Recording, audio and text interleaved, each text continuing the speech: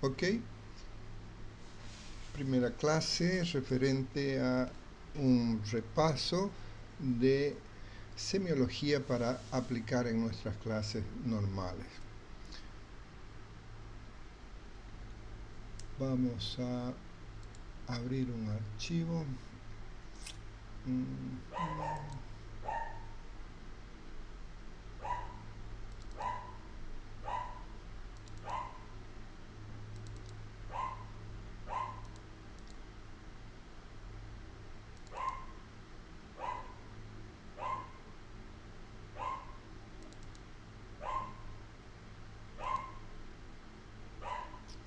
Habana.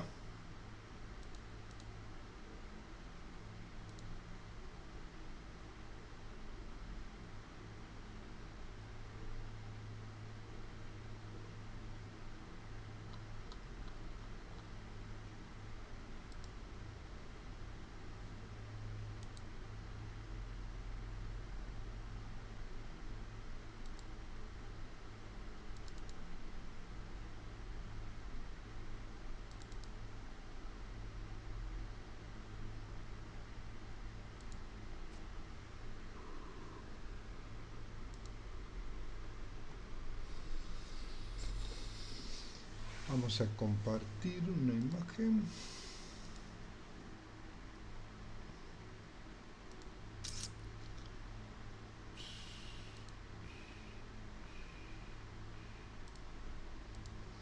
¿Me confirman si se ve, por favor?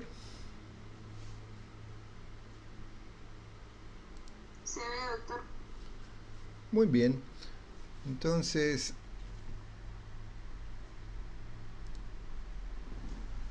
vamos a repasar un poquito lo que es el formato de la historia clínica, pero tomando en cuenta de que lo que vamos a practicar es cómo hacer la entrevista. Entonces, cuando estamos hablando de la entrevista,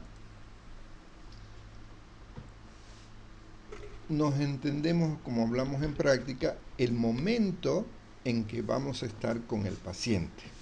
Nosotros vamos a ir al hospital y vamos a trabajar en que cada uno de ustedes, cuando le toque hacer de médico, va a estar como si fuera un médico en su consultorio o en el hospital. Solo el compañero o compañera que le toque hacer de médico es el único que va a interactuar directamente con la anamnesis y es el único que va a examinar completamente. Todo lo demás lo que hacemos es escuchar y vamos a hacer a inspección todo lo que podamos captar. Entonces, este formato de historia clínica, todos han tenido no el mismo profesor. Entonces, este formato es el que les voy a pasar en el Drive, en el Classroom, para que se los bajen y puedan revisarlo. Entonces, lo primero que voy a hacer es mostrarles cómo es el formato y luego hacemos lo que significa la entrevista. Entonces, la historia clínica sabemos que es un documento médico legal, por lo tanto tiene que tener un título. Y hago énfasis que lo que está en paréntesis no es para escribirlo, sino es simplemente una ayuda a memoria para que se vayan recordando. Entonces, lo primero que colocamos en la historia clínica es la anamnesis. Esto va como título aquí arriba. Luego vamos a escribir filiación. La filiación, parte administrativa, comenzamos con el número de historia clínica, la fecha y la hora que se está elaborando la historia clínica, en qué servicio la estamos haciendo, qué número es su cama, cuál es el nombre completo del paciente. Cuando no tiene nombre vamos a poner NN. En el número de historia clínica vamos a poner el formato de 3 dígitos y iniciales del paciente. Por ejemplo, el paciente se llama Pepito Pérez Pérez.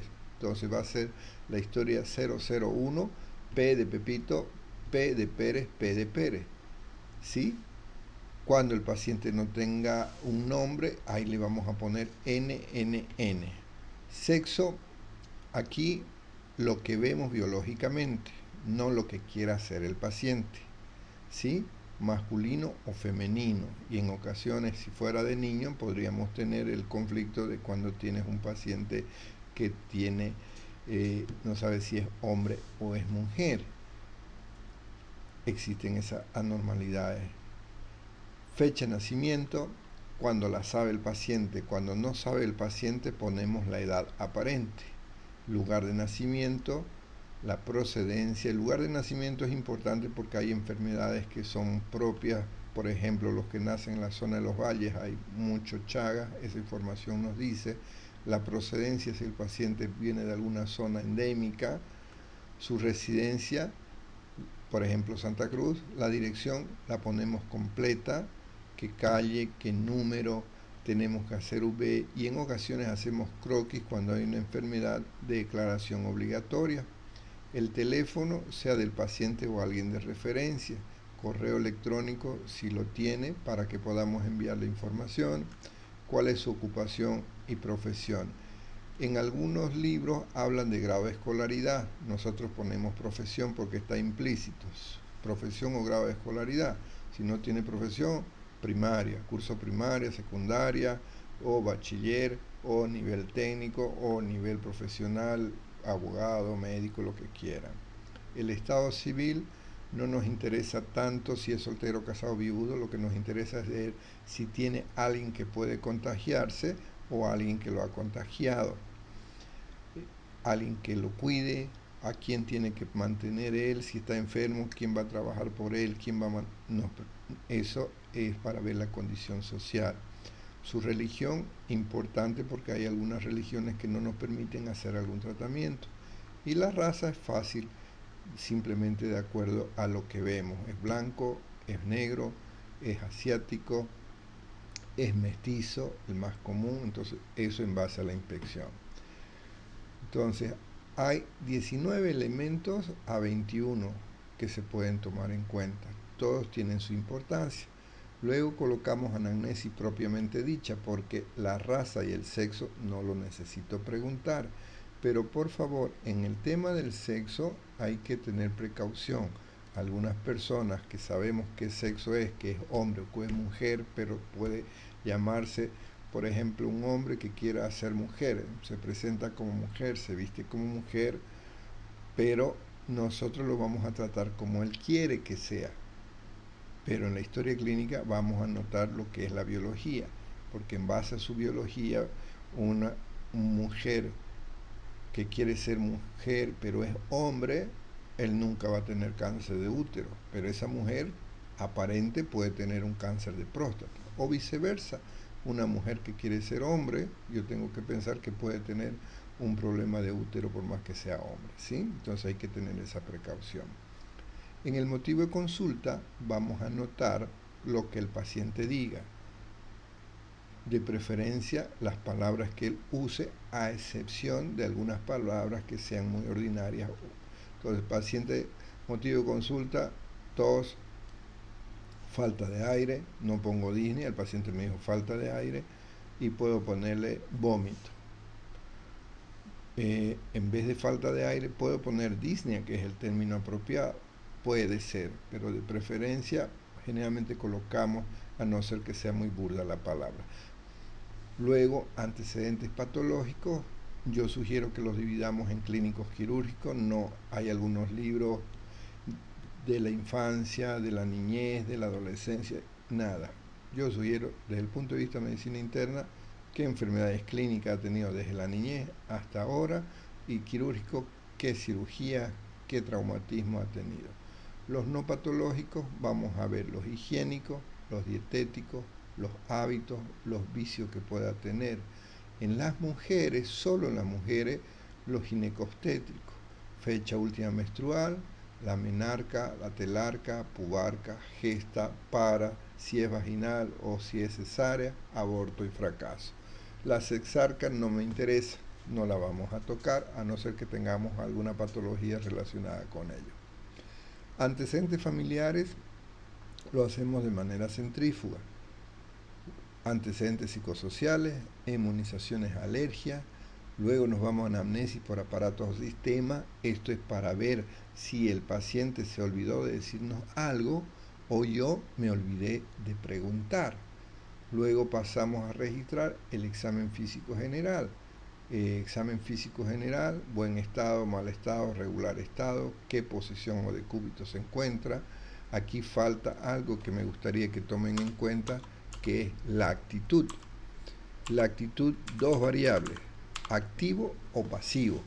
Examen neurológico general es el estado mental, el lenguaje, estado psíquico. El estado mental, recuerden que tenemos que ver si está consciente, inconsciente, si está alerta, si está estupuroso, si está somnoliento, si está comotoso. El estado psíquico lo obtenemos mientras vamos relacionando. Luego las facies, la marcha, la deambulación. En la fascia hay dos opciones, o la orgánica, una fascia pálida, una fascia asimétrica, o de acuerdo al estado de ánimo, un eufórico, un depresivo, un ansioso. Luego constitución y estado nutritivo, o también podemos ponerles biotipos, como ustedes quieran, según Viola, según Segau, según Hipócrates, según Kresmer, o lo ponen así o directamente ponen leptosómico o ponen un mesomorfo, como quieran, ¿no? Piel, fanera y anexo, sistema linfático, luego los signos vitales, frecuencia respiratoria, frecuencia cardíaca, pulso arterial, presión arterial palpatoria, presión auscultatoria, temperatura, peso, talla, sacamos el índice de masa corporal, que es peso sobre talla al cuadrado, y la pulsoximetría. Y luego hacemos el examen físico regional. Vamos a ver la cabeza, su forma, macrocéfalo, microcéfalo, tricéfalo, cráneo, ojos, párpados, globo ocular, conjuntiva, glándula, córnea, humor acuoso, iris, pupilas, cristalino, humor vítreo, retina, músculos, nariz, fosas nasales, mucosa nasal, glándula, cornete, luego en la boca, cómo están los labios, las mucosas, las glándulas salivales, los carrillos, la gengiva, los dientes, la lengua, paladar duro, paladar blando, úvula, faringe, los oídos, cómo está el pabellón auricular, el lóbulo, hélix, antihélix, trago, antitrago, conducto auditivo, su membrana timpánica. En el cuello vemos la forma, los músculos, la tráquea, tiroides, carótida, las yugulares, las parótidas. En el tórax, la forma de la caja torácica, el examen de los pulmones, corazón, las mamas, los pezones, los ácidos. En el abdomen, la forma, cómo está su cavidad abdominal, las vísceras abdominales, hígado, vaso, estómago, intestino grueso, delgado, riñones, vejiga, riñón inguinal, conducto inguinal, la vena inguinal, ganglio genitourinario. En la mujer valoramos además lo que es el útero, ¿no? En ocasiones se puede sentir, especialmente en el embarazo o en mioma, cuando estamos hablando del abdomen. Luego, cuando vamos a hablar de genitourinario, en el varón vamos a registrar el monte de Apolo, que está en el pubis, el pene, que tiene el pene, el glande, el meato urinario, la uretra, el escroto, testículo, próstata. Y si es mujer, el monte de Venus, cómo están sus labios mayores, meato urinario, la vulva, el himen, la vagina, cuello uterino, útero, ovario, músculo esquelético, la columna cervical, dorsal, lumbar, sacra, miembro superior, hombro, brazo, antebrazo, codo, mano, miembro inferior, pelvis, muslo, rodilla, pierna, tobillo, pie. Luego el sistema nervioso regional. Vamos a ver la parte cognitiva, es decir, la inteligencia, después vamos a ver el sistema sensitivo, después vamos a ver el sistema motor, luego los pares craneales, primero, segundo, tercero, lo tenemos que registrar, no solo poner primero, sino nervio olfativo, el segundo, el óptico, además con examen de fondo de ojo. Todos los pares craneales los vamos a poner y ponemos los signos de irritación meningea cuando encontramos, por ejemplo, rigidez de nuca. Luego las maniobras, tacto rectal para examinar ano, recto, próstata, tacto vaginal para ver fondo de saco de la vagina, cuello uterino, útero, ovario. Y de ahí vamos con diagnóstico presuntivo y después con métodos complementarios, después diagnóstico definitivo, el diagnóstico anatómico y el diagnóstico etiológico para terminar con la epicrisis. Es decir, eso es lo que es el formato de la historia clínica. este formato lo van a tener para bajarlo. En la práctica todavía lo vamos a hacer a mano las primeras 2 o 3 semanas a modo de ir guardándolos en la cabeza, ¿sí? Ahora, en base a ese formato vamos a hacer nuestra entrevista, ¿de acuerdo? Entonces, hoy quisiera encargarles que cuando estén haciendo la entrevista no la hagan en el sentido de llenar un cuestionario. Vamos a simular una entrevista.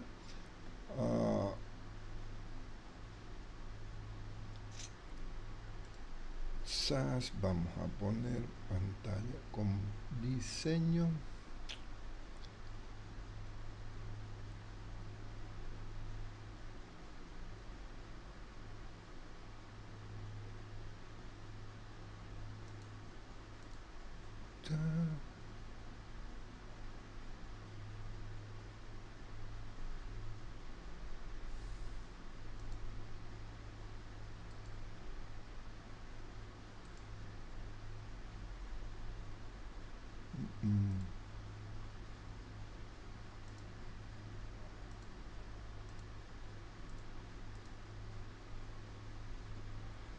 ¿Alguna pregunta?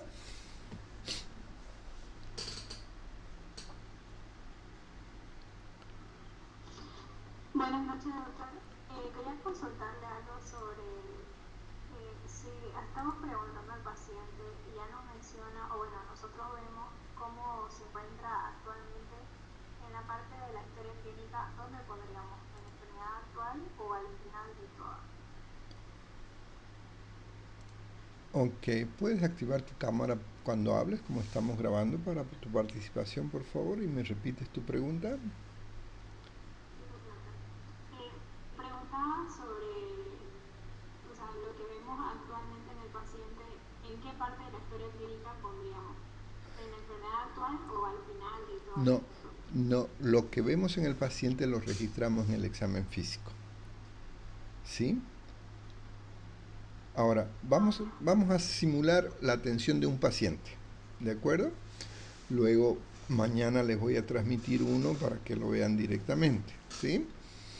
Entonces, vamos a empezar con un paciente supuesto, una persona que es un varón de 50 años de edad. Vamos, toc, toc, toc, tocan la puerta del consultorio. Sí, doctor, hay un paciente, don Mario Justiniano, quiere una consulta. Entonces yo, médico, me levanto de mi silla, de mi escritorio, voy y lo recibo. Dígale que pase. Cuando le digo que dígale que pase, es el momento que me estoy levantando a encontrarlo al paciente. Lo encuentro, contacto visual, le doy la mano, si él me da la mano, si no me da la mano, le toco el hombro para que haya contacto y le invito a pasar de una manera cortésmente. Si el paciente está tranquilo, pues soy muy formal. ¿Cómo está, don Mario? Pase, por favor, tome asiento. Si lo veo al paciente dolorido, agarro, le pongo una mano, pongo mi cara de preocupación, de empatía y más bien trato de ayudar a que pase. Venga, por favor, siéntese. Entonces, la circunstancia de cómo lo recibo va a depender de cómo está el paciente. Pero recordamos que para hacer nuestra entrevista yo tengo que tener claro todo lo que es la semiotecnia. Es decir, la semiotecnia es cómo voy a hacer la anamnesis y el examen físico con la inspección, palpación, percusión, auscultación y todas las maniobras que sabemos. Entonces, el momento que estoy yendo a recibirlo, empieza mi examen físico. Estoy haciendo la inspección, estoy viendo si su estado mental, su estado constitucional, la forma como está vestido, la forma de caminar, la forma de hablar, todos sus gestos, eso en un segundo mi cerebro lo está reconociendo. Por eso es que les decía en clase que lo primero que hacemos en la entrevista de la semiotecnia antes de la anamnesis es el examen físico. Toma asiento mi paciente y comienzo a preguntar solo 3 cosas, por favor. La anamnesis comenzamos con 3 cosas. Primero, ¿cómo es su nombre? ¿Me puede decir, por favor, don Mario? Le digo su nombre porque ya mi secretaria me ha avisado cómo se llama, pero yo tengo que actuar. Al interactuar con el nombre del paciente, el paciente se siente mejor atendido cuando le damos su nombre. Además que inconscientemente atiende más, porque desde niño, Mario, portate bien, Mario, pum, uno atiende. Entonces, el nombre hace que tenga esas características. Entonces, tres cosas. Don Mario, ¿me puede decir su nombre completo? Siempre uso el nombre. Don Mario, ¿me puede decir cuántos años tiene? Don Mario, ¿me puede decir a qué se dedica? Porque puedo decirle cómo se llama, cuántos años tiene, a qué se dedica. No, no. La actitud tiene que ser de empatía. ¿Sí? Sandra, ¿quiere decir algo? No, doctor, perdón, efectivamente. Ok, gracias. Cuando necesiten hablar, no hay problema, levantan la mano, por favor, que pueden interrumpirme. Entonces, con esas tres frases que estoy usando, estoy evaluando el estado mental del paciente. Si es un paciente que me da una palabra coherente, veo si no se cansa para hablar, porque si se cansa voy a hacer preguntas más cortas. Si está con dolor, mis preguntas van a ser más cortas. Entonces, todo depende de qué. Entonces, me dice que se llama Mario Justiniano Terraza, que tiene 52 años de edad y su ocupación es comerciante. Entonces, esa ocupación estoy viendo qué riesgo tiene para su salud, estoy viendo si tiene los recursos para poder comprarse la receta, estoy viendo si tiene una ocupación. Todos esos detalles en mi cerebro lo está evaluando mientras comienzo a hablar. No lo hago después. El cerebro no le toma ni la mitad de medio segundo. Entonces, doctor, ¿sabe qué? Vengo a que me ayude porque me estoy cansando mucho, estoy tosiendo, ya no aguanto, no puedo ni comer porque la tos no me para, simula la tos y además me está dando fiebre. Muy bien, tengo tres elementos. De esos tres, no importa por dónde empiece, pero sí es importante para el paciente qué es lo que más le molesta. Entonces yo tengo que detectar qué es lo que más le molesta, la tos, el cansancio o la fiebre. Obvio que el cansancio o la tos, ¿cuál será peor para el paciente? Entonces, no importa cuál pregunte primero, el orden lo voy a poner después en la historia clínica. Entonces, cuando consigo tres o uno, no pregunto muchas cosas ahí, solamente para empezar la charla. El motivo de consulta es simplemente para empezar la anamnesis y evaluar el estado mental del paciente. Cada dato que vaya a averiguar, por ejemplo, voy a empezar con el cansancio, tengo que caracterizarlo. La caracterización, queridos futuros colegas, es preguntar con detalle. Y siempre la primera pregunta es ¿desde cuándo? Porque eso me va a permitir organizar si estamos frente a una enfermedad aguda o una enfermedad crónica. Y en ocasiones tiene más de una enfermedad el paciente. Imaginemos que don Mario además es diabético. Eso lo voy a saber después. Entonces, comienzo. Don Mario, ¿desde cuándo se siente cansado? Don Mario, ¿cree que necesite que le ponga un poco de oxígeno? Fíjese, yo puedo darme cuenta si necesita oxígeno o no, pero lo hago participar al paciente. Por ahí, por ahí para mí no necesita, pero él lo siente que necesita, siente que le va a ayudar. Hay personas hipocondríacas. Entonces yo le doy gusto de entrada, veo para darle su comodidad, para que el paciente se sienta cómodo en mi consulta. Un paciente que atiendo bien es un paciente que me va a hacer buena publicidad. Un paciente que atiendo mal, ese va a hablar y no me va a ayudar. Entonces el médico no necesita saber si necesita o no oxígeno, ¿de acuerdo? Porque yo me doy cuenta de la taquipnea, yo me doy cuenta de la cianosis, yo me doy cuenta de la forma de respirar. Pero ese detallito de empatía hace que el paciente se sienta importante y que yo lo quiero ayudar, porque yo quiero que él confíe en mí para que me cuente todo su problema y poder tener un diagnóstico efectivo. Entonces, desde antes de caracterizar, ahí lo que veo es el confort. Don Mario, ¿cree que necesita que le administre un poco de oxígeno? Simplemente no es para mi caracterización, repito, es para darle comodidad al paciente de entrada. Y luego comienzo, ¿desde cuándo comenzó su cansancio? ¿Cómo es su cansancio? El cómo es abierta la palabra, puede tener varias respuestas, pero yo lo que tengo que ver es tratar de identificar si es una disnea de pequeño, de mediano o de grandes esfuerzos. Entonces, doctor, yo me canso para subir gradas, antes no me cansaba. Doctor, yo me canso hasta para amarrarme los zapatos. O doctor, después de 2 cuadras recién me canso un poco. Entonces, de acuerdo al cómo es la respuesta, yo voy a tratar de interpretar. Luego tengo que ver cuánto le dura. ¿Cuánto le dura esa falta de aire? Después, ¿con qué le calma? ¿Qué hace para que le calme? No, tengo que sentarme, doctor. ¿Y cuánto tiempo necesita sentarse? ¿Solo un ratito? ¿Bastante tiempo? ¿Qué es lo que aumenta su cansancio, doctor? Cuando me echo de espalda y me cansa. Pensaré que tiene ortopnea. ¿Sí? Entonces, primero caracterizo. Ok, también me dijo que tenía tos. Otra vez agarro el nombre. Don Mario me dijo que está tosiendo. Otra vez, ¿desde cuándo tiene su tos? ¿Cómo es la tos? El cómo tiene respuestas abiertas. Pero a mí lo que me interesa es saber si la tos es escasa, si la tos es intensa, si la tos es en acceso, el periodo de la tos es más en la mañana, más en la tarde, más en la noche o todo el día es igual. La evolución de la tos, don Mario, desde que empezó su tos, ¿está igual, ha aumentado o está mejor? Esa evolución me interesa. Don Mario, ¿qué lo hace toser más? Don Mario, ¿hay algo que le calme su tos? Don Mario, ¿ha estado tomando algo para la tos? Y don Mario, ¿con qué se le acompaña la tos? Estoy con flema. Ok, otra vez caracterizo. No le pregunto desde cuándo está con expectoración. Uso el término del paciente. Y don Mario, ¿desde cuándo tiene flema? ¿Cómo es su flema?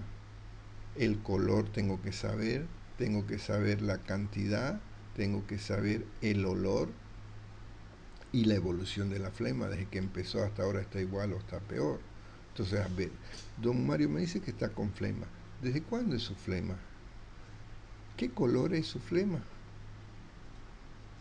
¿Qué cantidad está botando flema? ¿Una cucharilla? ¿Una cuchara? ¿Un vaso? ¿A qué hora bota más flema? Después que todo se le calma la flema, ¿está tomando algo para su flema? Fíjense, 7 preguntas he hecho en ese momento. Don Mario también me dijo que tenía fiebre. Cuénteme cómo es su fiebre. ¿Desde cuándo empezó la fiebre? ¿Cómo es su fiebre? ¿En la mañana? ¿En la tarde? ¿En la noche? ¿Cuánto le dura? ¿La midió? Algunas personas creen tener fiebre y no tienen fiebre. ¿La midió su fiebre? Esta fiebre de que empezó hasta ahora está igual. Hay días que tiene, hay días que no tiene. ¿Cómo es esta fiebre? ¿Me entienden? Tratar de caracterizar. Las únicas enfermedades que no se caracterizan con detalle son las que son de causa evidente. Por ejemplo, un traumatismo. Doctor, me cayó un ladrillazo en la cabeza. No le voy a preguntar si le duele, porque es obvio que le duele. No voy a preguntarle cómo es su dolor, si es aprieta, tironea. No, porque es obvio. Entonces, la caracterización nos permite tratar de entender el proceso fisiopatológico. ¿Sí? ¿Alguna pregunta hasta aquí?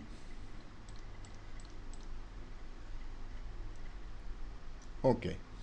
Entonces, una vez que he terminado la enfermedad actual, ¿cómo me doy cuenta que termino la enfermedad actual? Preguntando una recomendación de cómo a mí me gusta hacerla, pero eso es solo para que lo consideren, cada uno tiene su modelo, ¿no? Yo generalmente hablo de enfermedad y continúo hablando de enfermedades. No, lo último que hago es los no patológicos, ¿sí? Entonces, termino mi enfermedad actual y la frase que me indica que estoy terminando la enfermedad actual es: don Mario, esto que le está pasando, que me está contando, ¿le ha pasado antes? No, es la primera vez, doctor. O no, sí, cada vez me viene. ¿Cómo era cuando le venía? Y ahí paso antecedentes patológicos. Don Mario, ¿y se ha enfermado alguna vez? Sí, ¿cuándo? ¿De qué? Y desde que era niño su mamá le dijo si se enfermó de algo porque el niño no se acuerda. Termino con los datos clínicos. Don Mario, ¿alguna vez lo han operado? ¿Cuándo lo operaron? ¿De qué le operaron? ¿Tuvo alguna complicación? Don Mario, ¿alguna vez ha tenido un accidente si los antecedentes traumatológicos entran en los quirúrgicos? Ok, termino de preguntar los antecedentes patológicos y me voy a los antecedentes familiares, no a los no patológicos. Salto. Me voy a los antecedentes familiares. Recuerden que sigo buscando enfermedad. Tengo que ver si don Mario está contagiando a alguien o don Mario contagió a alguien. ¿Me comprenden? Sí, doctor.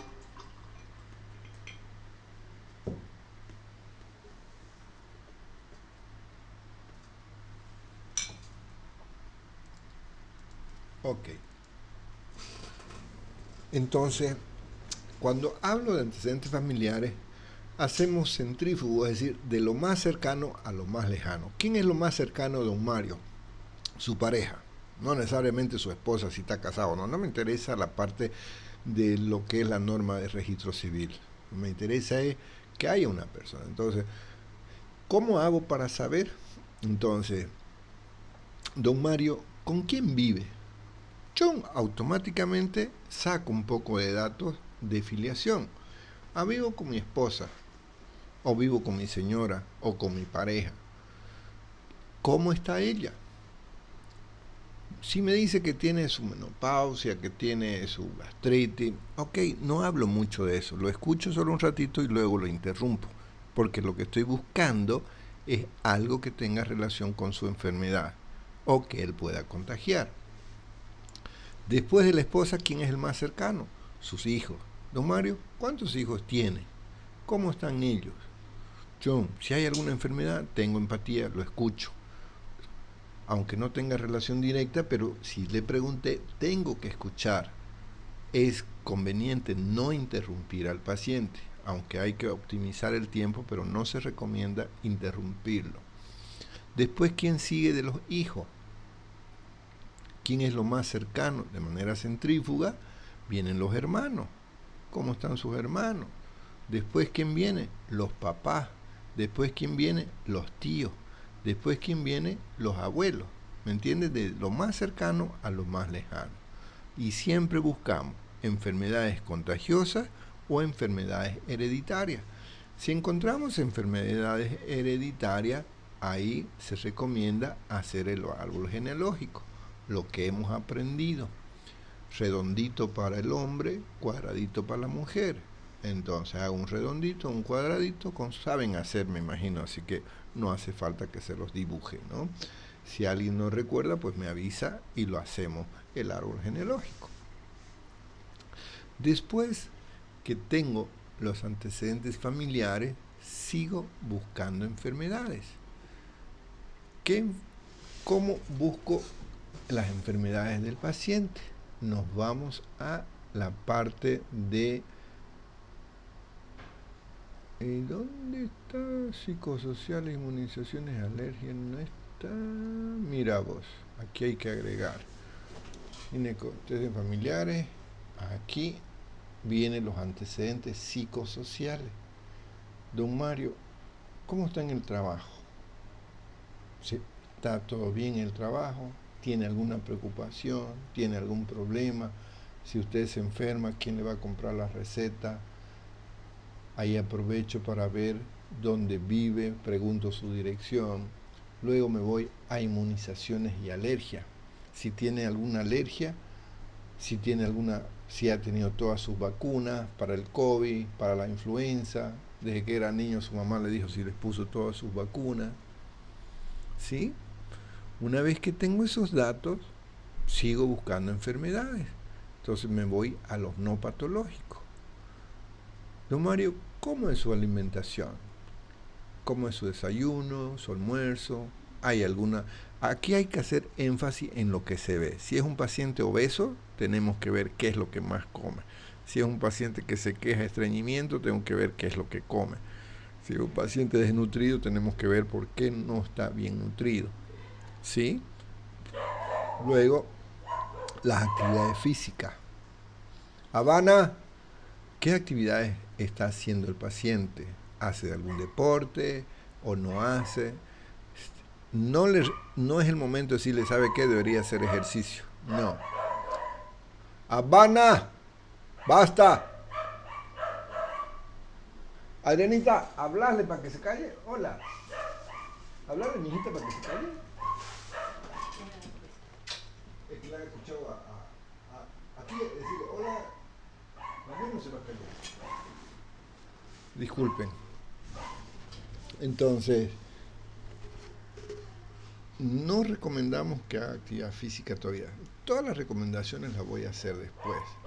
Después, sus hábitos. ¿Qué tanto café? ¿Qué tanto té? ¿Qué tanta Coca-Cola? ¿Qué tanto? O sea, todo lo que él haga tengo que preguntar. Y donde encuentre exceso, por ejemplo, toma mucho café, por ejemplo, toma mucho té, o sea, son cosas que en exceso pueden hacer daño, lo tomo en cuenta y hago tipo enfermedad actual. ¿Desde cuándo? ¿Qué cantidad? ¿Qué consumo? Luego, en los vicios, aquí ¿qué buscamos? Fuma, bebe, drogas. Entonces, no hay que tener vergüenza. Si lo estás tratando con educación, el paciente no se va a incomodar que le pregunte, don Mario, ¿usted fuma? ¿Desde cuándo fuma? ¿Cuánto fuma? Entonces, si el paciente tiene el consumo de más de 4 cigarrillos, eso lo lleva a enfermedad actual. Además de toda la fiebre, punto aparte. Paciente además refiere ser tabaquista, desde hace 10 años fuma más de 20 cigarrillos, porque eso ya es un problema. Si fuma menos de 4 se queda aquí. ¿Bebe, don Mario? ¿Qué bebe? ¿Desde cuándo bebe? Si consume más allá de fiestas todos los días, en enfermedad actual. Pregunto, ¿desde cuándo bebe? ¿Qué tipo de bebida? ¿Se embriaga? ¿No se embriaga? Y lo hago como enfermedad actual. Don Mario, ¿usted consume alguna droga? Sí, ¿cuál? ¿Desde cuándo consume cocaína? ¿Qué cantidad consume? La forma que lo hace y lo llevo a enfermedad actual para tener el diagnóstico de uso de farmacodependencia. Cualquiera. Don Mario, ¿y coquea usted? Sí, coqueo. ¿Cómo coquea? Todos los días, pum, lo llevo a enfermedad actual. ¿Desde cuándo coquea? La cantidad de coquea. ¿Cuántos bolos hace por día? Etcétera, etcétera. Entonces entra como enfermedad actual. Y no tengan vergüenza de preguntarlo. Solo no lo hagan así con una cara de acusación o con temor de preguntar. Porque hay confianza con el paciente. No somos jueces. Simplemente después le vamos a recomendar qué es la cosa que le hace daño. Una vez que tengo los no patológicos, ahí entro, si es mujer, a los ginecobstétricos. Fíjense que no los he tocado todavía porque no hay relación con el problema ginecobstétrico. Perdón, a don Mario no le puedo preguntar ginecobstétrico porque es varón. Pero si fuera doña María, sí sería el momento de preguntarle cómo es su última regla. ¿Por qué? Por la posibilidad de un embarazo y los medicamentos que le puedo dar le pueden hacer daño. Si la regla tiene algún problema, lo ponemos como enfermedad actual. ¿Desde cuándo le viene mucha la regla? ¿Cuántos paños usa? Todo lo que han aprendido, ¿no? Después, ¿a qué edad le vino la regla? Esto especialmente cuando estamos hablando de climaterio. Mientras más temprano le viene la regla, tiene una relación con la menopausia, ¿no? La telarca, ¿a qué edad le salieron los pechos? Pubarca, ¿a qué edad le salieron los vellos? Esto interesa cuando estamos con un cuadro de una pubertad precoz, por ejemplo. La gesta, cuántas veces ha estado embarazado, cómo han sido sus embarazos, cómo fueron a término, tuvo alguna complicación, después de los partos, cuántos partos ha tenido vaginales o por cesárea, y si ha tenido abortos se suman a los embarazos, ¿sí? Y luego seguimos con el ejemplo que si fuera un varón, ahí ya paso a preguntar por aparatos y sistemas. Y aquí facilito, queridos amigos. Lo miran al paciente y van desde arriba. Don Mario o doña María, ¿tiene algún problema en la cabeza? ¿Tiene algún problema en la vista? ¿Tiene algún problema en la nariz? ¿Tiene algún problema en la boca? ¿Tiene algún problema en el cuello? ¿Tiene algún problema en el pecho? ¿En la espalda? ¿En su axila? ¿Tiene algún problema en su barriga? No le digo su abdomen. Obviamente, si es una persona letrada que sabe, ok, le digo pues con términos apropiados, ¿no? Pero si no, la barriga. ¿Tiene algún problema en el bajo vientre? ¿Tiene algún problema en sus genitales? ¿Tiene algún problema en los brazos? ¿Tiene algún problema en las piernas? Entonces, esto, si encuentro algún problema, lo llevo a formato de enfermedad actual. ¿Desde cuándo? ¿Cómo es? ¿Qué le calma? ¿Qué le aumenta? ¿Qué le disminuye? ¿De acuerdo? Entonces, con eso he completado mi anamnesis más mi inspección. Porque mientras he estado haciendo la anamnesis, estoy haciendo la inspección de manera simultánea. Entonces llega el momento en que le digo, por favor, don Mario o doña María, pase por el vestidor, colóquese esa bata y luego se recuesta aquí en la camilla. Mientras la paciente o el paciente está haciendo eso, yo me voy a lavar las manos. Regla general, antes de examinar y después de examinar, me lavo las manos. Si hay algún riesgo de bioseguridad, porque el paciente tiene alguna herida o yo tengo alguna herida, además de haber estado atendiendo, porque recuerden, el momento que me dijo con tos es el momento que me voy a poner mi barbijo. Y si lo veo que me mira raro, le dice, disculpe, don Mario, me voy a poner este barbijo porque estoy un poquito resfriado, así no le contagio. Pero de preferencia no hay que mentir. Simplemente no le doy explicaciones. Él sabe. No tengo que pedirle disculpas porque me voy a poner un barbijo. Simplemente no le pongo cara fea, simplemente agarro mi barbijo y me lo coloco. Y barbijo N95. Si no, no sirve, no me estoy protegiendo. Ya me lavé las manos o me puse los guantes, ya mi paciente está en la camilla. ¿Y qué es lo que comienzo a hacer? Recuerden que ya empecé con la inspección. Ahora me voy donde el paciente y lo primero que hago es colocarle el tensiómetro. El tensiómetro se lo colocamos 2 dedos por encima del pliegue del codo, con las mangueritas en la mitad hacia adentro, y no le tomo todavía la presión, simplemente se lo coloqué el tensiómetro. Luego agarro el termómetro, le coloco al otro lado del brazo del tensiómetro, le pongo que cruce el brazo para que no me lo vaya a tumbar, y seguidamente le agarro la mano. Le agarro la mano y con mi otra mano le estoy tomando el pulso simultáneamente. Entonces, mientras estoy haciendo eso, mi cerebro está examinando cómo está su mano. Si la mano está fría, sudorosa, el paciente no está cómodo, está nervioso. Estoy viendo si el pulso está acelerado, cómo está, si es regular, si es irregular, y comienzo a contar la frecuencia respiratoria. Por favor, don Mario o doña María, no hable un momentito. Y comienzo a mirarle entre el abdomen y el tórax y comienzo a contar la frecuencia respiratoria durante 1 minuto. Durante ese minuto que estoy contando la frecuencia respiratoria, estoy viendo cómo ha sido el pulso también, aunque no lo he contado, pero sí mi cerebro se dio cuenta si es regular, irregular, si tiene una fase de ascenso normal, si la meseta está normal o la fase de descenso es normal o anormal. Cuando termino eso, si mi pulso ha sido regular, lo que he detectado, entonces ya no cuento 1 minuto el pulso, solo le cuento 15 segundos y lo multiplico por 4, o 30 segundos y lo multiplico por 2. Pero si el pulso ha sido irregular, me tomo todo 1 minuto en contar de nuevo el pulso. Ahora, cuando el pulso no lo detecto muy claro, o porque está muy bajo, o porque es muy gordito, no lo siento, me ayudo, lo dejo ahí pendiente, y cuando me toque examinar la frecuencia cardíaca, ahí aprovecho de tomar nuevamente el pulso, ¿sí? Entonces, termino de hacer la frecuencia respiratoria del pulso y comienzo a tomar la presión palpatoria. Es decir, en vez de usar el estetoscopio, uso el pulso. Insuflo hasta lo normal, que es 120, y me fijo si se siente el pulso.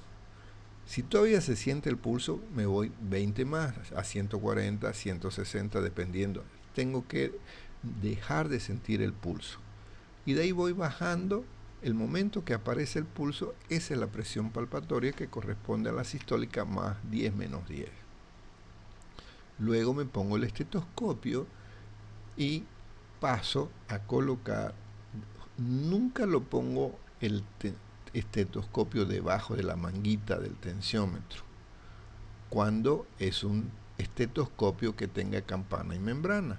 Cuando el estetoscopio es ese delgadito de enfermería, ese lo puedo poner, no me va a dar artefacto, no hay problema. Recuerden que el estetoscopio tiene la úvula o olivas que entran al oído, luego tenés una asa, esa asa se agarra lo que es la oliva y la continuación de las mangueras. La manguera se conecta con una cápsula, en la cápsula está la campana y por otro lado está la membrana. Esas son las partes del estetoscopio. Recuerden, cuando el estetoscopio es de campana y membrana, no se lo pone debajo de la manguita del tensiómetro, solo se apoya justo en el sitio donde están las mangueritas, que corresponde al pulso de la basilar, de la arteria que está ahí encimita de la flexura del codo. Una vez que termino de tomar la presión, saco el termómetro. El termómetro normalmente dura entre 5 a 8 minutos. Si el paciente está frío, lo dejo 8 minutos. Si el paciente está normal, 5 minutos. Aunque hoy la mayoría ya no usa esos termómetros de mercurio que toman tiempo. La mayoría usa termómetros digitales que 10 segundos, 30 segundos, a lo mucho 1 minuto y te va a dar. Entonces, si tengo un termómetro digital, pues no tomo la presión. Primero le tomo en el tiempo que estoy tomando el pulso y la frecuencia respiratoria, es el tiempo que usa el termómetro en medir. Hay otros termómetros que, si tengo un consultorio fashion, pues tengo estos termómetros que son como unas pistolitas que se ponen en el oído, a los 5 segundos me está dando, porque la temperatura más fiable es la del oído. Hay otros termómetros que usamos ahora con el COVID, que son, lo acercas a la frente y inmediatamente te da la temperatura. Depende de lo que tengamos, ¿sí? Una vez que termino de los signos vitales, me voy a el examen por región. Si el paciente está acostado o está sentado. No lo hago sentarse y después acostarse y después sentarse. No. Depende de la comodidad. Si el paciente se me sentó en la camilla y le tomo los signos vitales sentado, ok, lo sigo examinando sentado. No le digo acuéstese. Si el paciente directamente se acuesta, lo dejo acostado. ¿De acuerdo? Le damos comodidad. El orden da lo mismo, porque igual tengo que escuchar atrás y adelante. Si está acostado, lo tengo que sentar. Entonces, da lo mismo el orden, por favor. Entonces, comienzo con el rostro. Le miro en la cabeza, inspección, luego hago la palpación, meto los dedos entre los cabellos si hubieran, buscando alguna irregularidad, algún problema en el cuero cabelludo. Si hay una queja a nivel del cuero cabelludo, miro con más detalle los cabellos, me fijo si no tiene algún liendre, algún piojo, me fijo cómo está la característica de la vitalidad del cabello, cierro la mano como si estuviera sacando cabellos, me fijo cuántos pelos quedaron sueltos en mi mano. Entonces todo depende de qué estoy buscando, ¿no? Luego me voy con la mano detrás de la nuca, sigo con la palpación y ahí aprovecho para ver los movimientos hacia adelante la cabeza y hacia los lados para ver si no hay rigidez.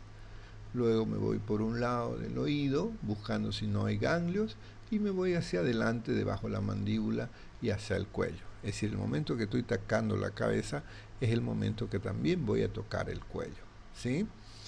Aprovecho en el cuello para ver cómo están los pulsos carotídeos, ver si se siente las parótidas, ver si se siente en la glándula tiroides, si está sensible, si hay dolor en una parotiditis, por ejemplo, ¿no? Luego vuelvo otra vez a la cara, examino los ojos, los párpados, bajo los párpados, miro su mucosa, veo si están húmedas. Fíjense, por eso que le pongo detalles en la historia clínica, ¿no? Para ver en el cráneo su forma, ¿no ves? Si es dolicocéfalo, macrocéfalo, turricéfalo o si tiene alguna lesión. Luego en los ojos, la inspección, veo cómo están sus mucosas, están hidratadas. Siempre que miro el ojo también combino con la palpación para abrir el párpado. Le digo que mire hacia arriba, mire hacia abajo, hacia un lado. De ahí miro cómo está la cámara anterior, es decir, cómo está la córnea, cómo está el humor acuoso, cómo está el iris, cómo están sus pupilas, son simétricas, asimétricas, comparo con una con la otra, agarro mi linterna para ver el reflejo fotomotor, aprovecho para ver cómo está su cristalino y si hace falta hago lo que es la capacidad visual. Entonces hago lo que se llama campimetría, ojo por separado, ¿sí? Entonces estoy valorando la mucosa, estoy valorando sus glándulas lagrimales, estoy valorando el conducto lacrimal, estoy valorando los ejes, si se mueve hacia un lado, hacia arriba, hacia adentro, oblicuo, estoy viendo los 6 músculos del ojo y comparo con el otro lado. Una vez aprovecho para hacer el segundo par. Si tiene queja de visión, pues tengo que comparar la visión. Y si hace falta, dilato la pupila y hago un examen de la retina. ¿Sí? Entonces fíjense que empecé de afuera hacia adentro, de los párpados, y de ahí miro el globo ocular con todas sus características. ¿Sí? Luego me voy a la nariz. ¿Qué forma tiene? ¿Tiene alguna lesión? ¿Cómo están las fosas nasales? ¿Son permeables? ¿No son permeables? A veces tengo que ver cómo está su olfato, tapando fosa por fosa. Miro la mucosa nasal, si no está con mucha secreción mucosa, si no está perforada, si no está con alguna lesión. Luego me fijo si funcionan sus glándulas mucosas por la cantidad de moco, la humedad que tiene que tener esa fosa nasal. Aprovecho para mirar al fondo, pero en ocasiones para ver con detalle el tema de los cornetes tengo que usar un rinoscopio para poder ver hasta el fondo. En la boca veo la simetría de los labios, le pido que silbe si sospecho que hay alguna simetría, que sople los cachetes, veo las características de mucosa, le pido que sonría, que me muestre los dientes. Ahí estoy viendo si sus glándulas salivales están funcionando. Si en la queja sospecho que no están funcionando y la veo la boca seca y no es porque esté respirando por la boca, le hago una prueba, ¿no? Le hablo de limones. Si le gusta la limonada, automáticamente va a empezar a secretar saliva. No la hago su prueba cuando sospecho de parotiditis, ¿no? Porque la papera no puedo hacerla actuar, esas glándulas le va a doler. Revisamos sus carrillos, la gingiva, los dientes son focos de infección, los tengo que mirar, la lengua, tanto a la parte superior como la región sublingual, miro el paladar, blando, duro, fijo cómo está la úvula, me voy a la faringe. Luego veo las orejas, ¿no? El pabellón auricular con todas sus características que hemos aprendido en anatomía, reviso el conducto auditivo, si hace falta aprovecho para examinar el octavo par con el tema de la audición, verifico cómo está el cuello, su forma, esto ya la palpación la hice cuando examiné la cabeza. Después el tórax de preferencia tiene que estar desnudo, ¿no? Para poder mirar.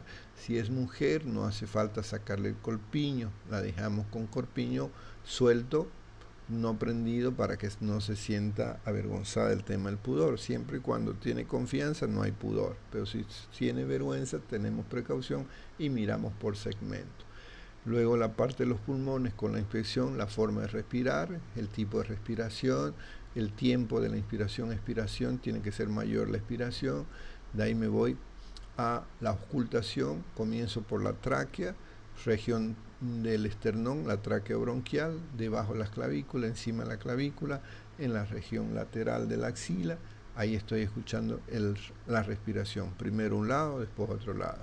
Aprovecho para examinar el corazón, los 4 focos, aórtico, pulmonar. El aórtico, no se olviden que está al lado, agarro el ángulo de Luis, al ladito del esternón con la costilla, a ese punto, al otro lado, en el lado izquierdo, al segundo espacio, en el mismo punto, el foco pulmonar. Luego la línea media clavicular, a nivel del quinto espacio del pezón, el foco mitral. Luego a nivel del apéndice sifoide, el foco tricuspideo. Y ahí tengo que, para cada foco, tengo que examinar cómo están los ruidos, si son normofonéticos, hiperfonéticos o hipofonéticos, son rítmicos, son regulares, si hay cómo está el primer ruido, cómo está el segundo ruido y si hay algún ruido normal, un soplo, un refuerzo, un chasquido. En los soplos se recomienda, si no tienen mucha experiencia, mientras estás escuchando el sitio del foco, tomar el pulso. Si coincide el pulso con el soplo, ese es un soplo sistólico. Si el soplo coincide cuando desaparece el pulso, ese es un foco diastólico. Entonces, dependiendo de en qué lugar, por ejemplo, escucho el soplo en el foco aórtico en sístole. Si es en sístole y soplo, ¿cómo está la válvula aórtica en sístole? La válvula aórtica en sístole está abierta para que salga la sangre del ventrículo izquierdo. Entonces, si está abierta y me da soplo, es que no se abre bien, entonces se llama una estenosis. Pero si el soplo fuera diastólico en el aórtico, es cuando la válvula debería estar cerrada, no se cierra, da soplo, entonces insuficiencia. Esa maniobra se la recomiendo. Tengo soplo, ok, oculto con el pulso simultáneo. Tengo que ver para dónde se irradia, dónde aumenta. En ocasiones tengo que decirle al paciente que haga maniobra valsalva, es decir, que puje para aumentar el soplo, ver si hay algún cambio. ¿Sí? En la palpación, en los pulmones, vamos a hacer las vibraciones vocales, diga 33, diga 33, diga 33. En la región posterior me olvidaba, cuando estamos auscultando, además del murmullo vesicular, tenemos que auscultar la fonación. Le digo al paciente que diga 33 mientras estoy auscultando. Para auscultar el pulmón posterior se recomienda que el paciente esté sentado con los brazos cruzados agarrándose los hombros para que abran las escápulas. Primero ausculto un lado, luego ausculto el otro lado. Esto lo voy a mostrar mañana, voy a examinar a un paciente y lo voy a transmitir, le voy a pasar el acceso por el Face para que me vean dónde lo transmito. Voy a hacer una clase especialmente para ustedes de semiología. Mañana estoy de turno, así que me es fácil. Luego examinamos las mamas. Si es mujer no las vamos a hacer en práctica porque por pudor no puedo estar mirándole las mamas delante de 10 o 15 compañeros que están al lado. Entonces mamas las respetamos, solo hacemos anamnesis. Y de ahí me voy al abdomen. El abdomen tiene que estar descubierto, voy a ver cómo es su forma, cómo es la respiración, cómo la afecta, si tiene alguna lesión. Y de ahí palpación superficial, palpación profunda. Busco todas las vísceras que tengo que examinar y luego en la parte de abdomen inferior recordar que tenemos que ver características de vejiga o de próstata o de útero si es mujer. En la región inguinal, me estoy olvidando, en tórax tenemos que hacer inspección, palpación, percusión. La percusión hacemos la ortopercusión de Pletz en los vértices. Es decir, ya me imagino que la saben hacer en los vértices para ver el tema de tumores de vértice y luego en la palpación, en la percusión hacemos la ortopercusión bimanual y puede ser manual cuando hay derrames extensos con el método Auenbrugger, por ejemplo, ¿no? Entonces, inspección, palpación, vibraciones vocales, expansibilidad respiratoria por delante, por detrás, en las bases, en los vértices, percusión, adelante no percutimos, de preferencia lo hacemos solo atrás. Hay maniobras especiales que tenemos que hacer, por ejemplo, cuando hay un derrame, buscar el signo de Coragny, por ejemplo, o el Merlo. Y luego en abdomen, inspección también, palpación superficial profunda, hacemos percusión y hacemos auscultación. La auscultación del abdomen no hace falta en los 4 cuadrantes o los 9 cuadrantes, dependiendo cómo los dividimos. Hipocondrio derecho, epigastrio, hipocondrio izquierdo, flanco, mesogastrio, flanco, fosa ilíaca, hipogastrio, fosa ilíaca, es decir, 9 segmentos. Algunos dividimos en 4, cuadrante superior derecho, cuadrante superior izquierdo, cuadrante inferior derecho, cuadrante inferior izquierdo, depende, ¿no? Es lo mismo, pero tenemos que saber qué órganos se encuentran en esos cuadrantes. La región inguinal, les decía, si es mujer tenemos precaución de hacerlo con precaución para que no se sienta expuesta, porque vamos a estar entre todos. Si es varón, lo propio. Pero si miramos sin sacar la ropa interior, ya lo vamos a ver cómo lo hacemos, palpamos, no percutimos y si auscultamos la región inguinal solo cuando hay hipertensión arterial. Cuando hay hipertensión arterial vamos a auscultar esa zona inguinal más la zona del flanco para ver si no pillamos un soplo de la arteria renal. ¿Sí? Y luego todo lo que es la parte de los genitales lo vamos a preguntar, no lo vamos a hacer por el tema de pudor. ¿Sí? La parte musculoesquelético sí lo hacemos, ¿no? Inspección de la columna, vamos a ver puntos dolorosos, vamos a ver si no hay cifosis, escoliosis, dependiendo de qué. Los miembros superior, inspección sí, palpación sí, vamos a ver cómo está la piel, cómo están los pulsos, vamos a ver cómo está la fuerza, vamos a ver cómo está el trofismo, vamos a ver cómo están las articulaciones y vamos a ver desde el hombro hasta los dedos de la mano, especialmente las uñas, para ver si no hay acropaquias. Recuerden que en patologías pulmonares siempre le miramos los dedos y las uñas a los pacientes. En miembro inferior lo propio, sí. Inspección sí, palpación sí, percusión solo para los reflejos, auscultación solo en caso de soplo. Luego el sistema nervioso con la anamnesis y la parte cognitiva, a veces hacemos algunas preguntas especiales, de ahí en la palpación vamos a ver todo lo que es el sistema sensitivo, lo que hemos aprendido en semiología, vamos a ver el sistema motor, levante la mano, apriete mi mano, levante su pie, si sospechamos alguna paresia. Paresia es cuando hay debilidad y plegia es cuando no se mueve, cuando hay parálisis. Todos los pares los vamos a evaluar. ¿Cómo evalúo el olfativo? Preguntándole si tiene algún problema en el olfato. Si tiene, pues agarramos y revisamos olfato por olfato con los ojos cerrados, haciéndole oler algo, ¿no? Fosa por fosa, no olfato por olfato. Luego el nervio óptico nos damos cuenta por la capacidad de visión del paciente, ¿no? El motor ocular, cómo lo vemos, cómo mueve los ojos el paciente hacia afuera. El troclear, vemos cómo mira oblicua y vemos cómo hace el tema de los párpados, ¿no? El quinto, si se queja alguna molestia en la cara. El sexto, si tiene algún problema para mirar hacia afuera.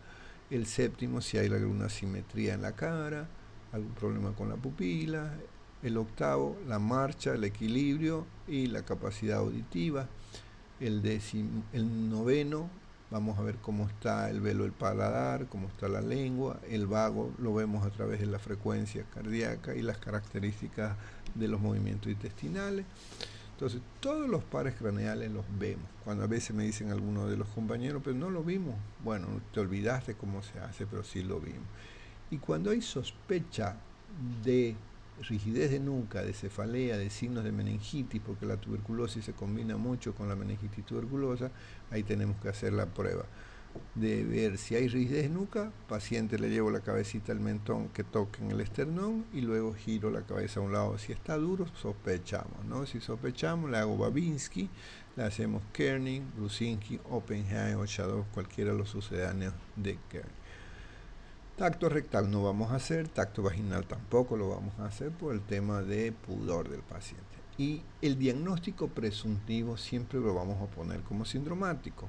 Puedo poner un síndrome bronquial porque está con tos con expectoración, o puedo poner un síndrome febril. Métodos complementarios, vamos a colocar los que el paciente traiga, ahí los registro, o los que les voy a pedir en las indicaciones médicas. Y después mi diagnóstico definitivo cuando lo tengo. Este diagnóstico definitivo puede ser anatómico, por ejemplo una neumonía lobar derecha, o puede ser un diagnóstico etiológico, una neumonía por COVID, ¿sí? Y la epicrisis es cuando el paciente se va. Eso es, no escribimos nada aquí, simplemente ponemos epicrisis. Una vez, queridos amigos, que hemos hecho nuestro examen físico completo, ya tenemos nuestra hipótesis diagnóstica, nos vamos a hacer nuestro mapa conceptual, que lo vamos a ver en otra clase, vamos a aprender en la teoría cómo hacemos el tratamiento y lo vamos a aplicar aquí. Pues eso es un pequeño repaso de semiología. Las maniobras, por favor, tienen que repasarlo un poquito. Una de las cosas que he visto con debilidad de algunos compañeros es cómo percutir o cómo palpar. Cada uno sabe su destreza, entonces aquellos compañeros que consideren que les falta, no tengo inconveniente en repasar un poquito, podemos hacerlo, porque cuando estemos ya en el hospital, a ver, por favor, Delcy, usted se encarga de ser el médico, entonces usted va a saber hacer anamnesis, usted va a hacer todas las maniobras, pero si hay dudas, todavía tenemos algunas semanitas para ir practicando y repasando. Ok, ¿alguna pregunta? El que quiera hablar, levante la mano y active su cámara, por favor.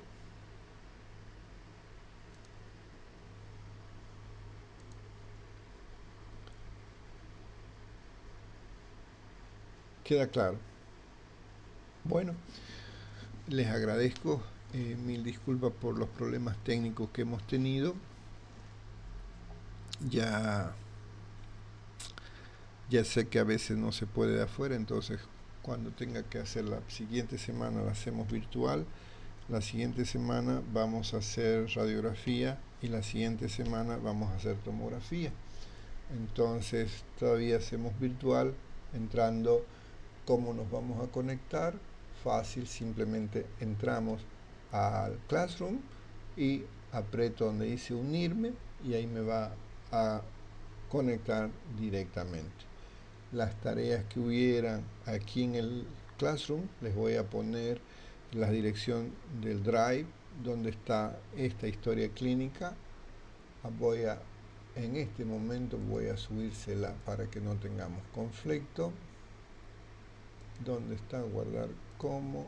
Está en profesor. Ok. Vamos a subirla. Boom, boom. Drive. Grupo B24. Nuevo. Subir archivo. Profesor. Esto está en la parte de semiología. Formato. Abrir. Listo. Ya la tienen. Y en el mismo Drive les voy a pasar también la dirección donde están estos libros de medicina que son los que vamos a usar. Todos estos libros son los que utilizamos como referencia para las clases. Quieren leer. Obviamente ustedes pueden escoger el libro que quieran, pero yo me baso en Cecil, en Harrison y este otro libro que está nuevito. Y para tratamiento estamos usando el último de Curren, que es de 2023, todavía no me ha salido el 2024. Este es un bonito libro. Entonces, si quieren repasar un poquito de técnicas de examen, también les subió este libro de Bates, que me gusta mucho para parte de examen físico. Y luego le estoy dejando un tórax de imagen. Entonces, todas las herramientas que pueda brindarles futuros colegas para el tema de apoyo que ustedes necesiten, pueden usarla con mucha confianza, porque para esa es la idea. Se las comparto para que las puedan utilizar. ¿Alguna pregunta? Ok, si fueran tan amables, escribirme al chat sus nombres y su grupo.